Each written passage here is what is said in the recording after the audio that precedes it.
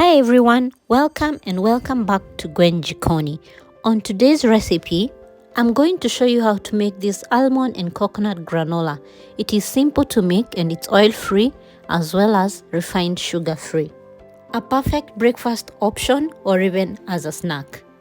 But before we begin, if you're new here, please be sure to like, comment, subscribe, and let's get started. You will need some rolled oats, raw almonds, pumpkin seeds, some unsalted butter, desiccated coconut or coconut flakes, flax seeds, some organic natural honey for sweetening, some sea salt, and vanilla extract.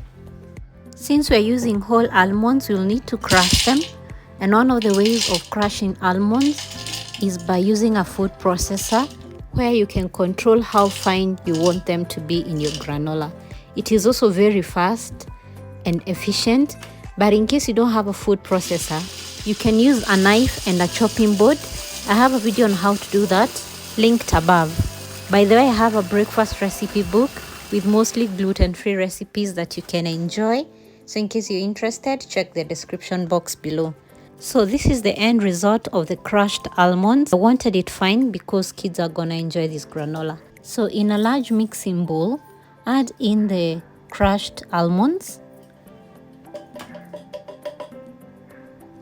your rolled oats, desiccated coconut or coconut flakes, your pumpkin seeds, and your flax seeds. Using a spatula, mix in everything together, then you set aside. This is a critical process. It's good to mix everything together so that all the ingredients are incorporated well. The reason why granola is wholesome, whether in the morning or any time of day, is because it has fiber from the rolled oats and flax seeds, as well as proteins from the almonds and the pumpkin seeds. And in case you're interested in finding out the quantities of each and every ingredient used, be sure to check on the blog.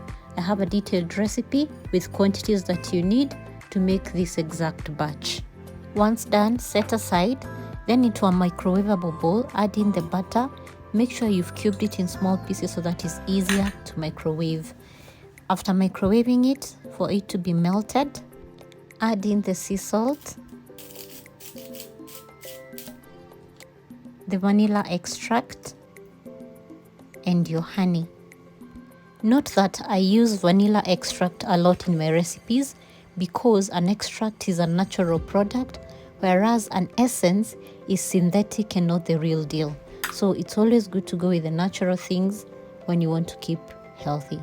Mix the wet ingredients till well combined before you add it into the dry ingredients.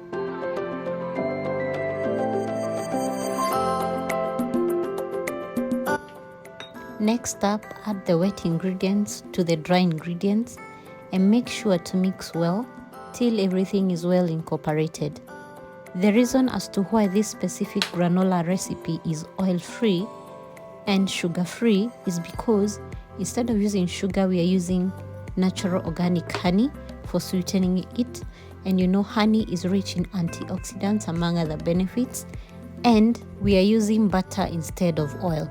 Most store-bought granolas are made using sugar and oil, which makes it quite unhealthy for consumption, especially for those looking into reducing the consumption of the two ingredients from their diet. Besides, butter makes the granola very crispy and irresistible. Remember also to preheat your oven as you're doing this. So next up, take a baking sheet, line it with a parchment paper or a silicone mat, then pour all the granola on the baking sheet.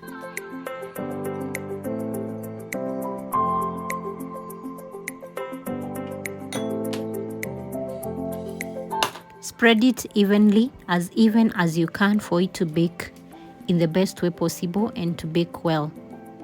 A spatula is very helpful in doing this because of how flexible it is.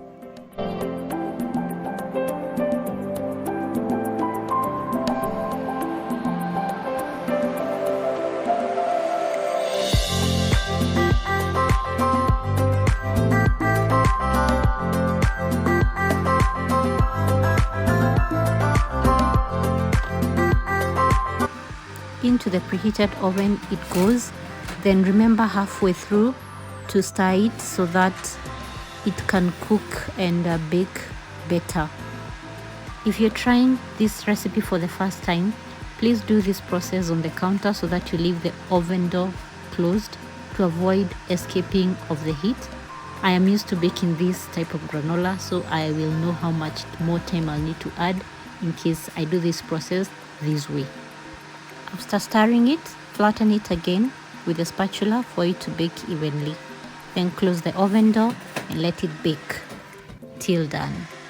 Once done, it will be golden brown and looking so delicious and irresistible. Your kitchen will be smelling so nice. Please avoid stirring it if you want it to be crispy immediately. Let it cool down for about 10 minutes, then you stir. As you can see here, it had already cooled. That's when I stirred it and it was as crispy as you can hear. Once I had broken it into smaller pieces, it was ready for storage or even to be enjoyed as is or with some yogurt or whatever liquid that you'd want to dunk it into. Disclaimer, my hands were clean and this was for family enjoyment. So I used my hands to break it more into finer pieces for storage to be enjoyed later.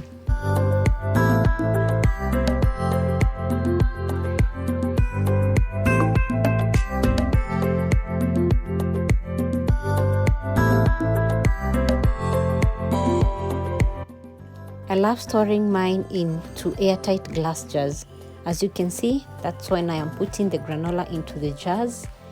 And this recipe will normally yield about 3 glass jars, which are about 750 ml, with about an extra cup or so.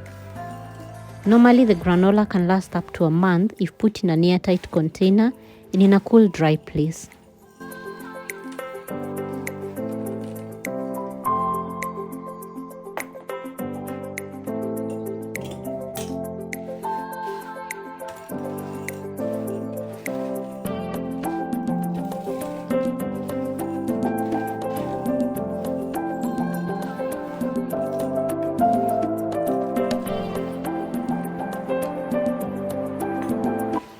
And that's how I store it in the glass jars. Then definitely close the lids. This granola is so good. This is it for now. Thank you for watching. Don't forget to like this video if it was helpful, and also subscribe. I will see you on the next one. Bye bye.